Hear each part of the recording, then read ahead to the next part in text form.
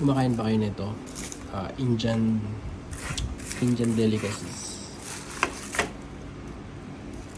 So para siyang bihon. Bihon tapos lalagyan mo ng sugar. Yan. And then yung ano ba to? Gata ng nyog. Indian delicacy to dito.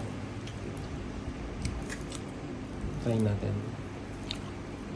Pwede rin dito yung fish curry, chicken curry. No.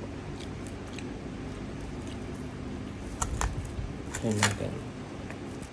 So ngayon ko pa lang dito masusubukan.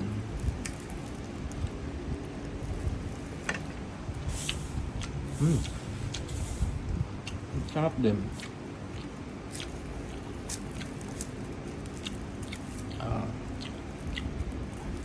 Bihon to sa Pilipinas. Ang sarap. Ang sarap. Ang sarap. Lalagyan mo ng gata, tas asukal.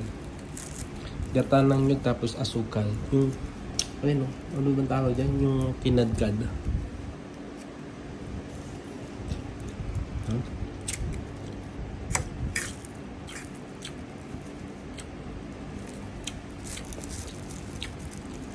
Ang sarap. Para siyang puto.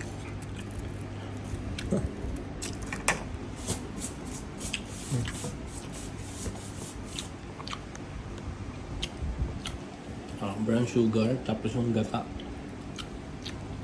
Okay, thank you. Bye-bye.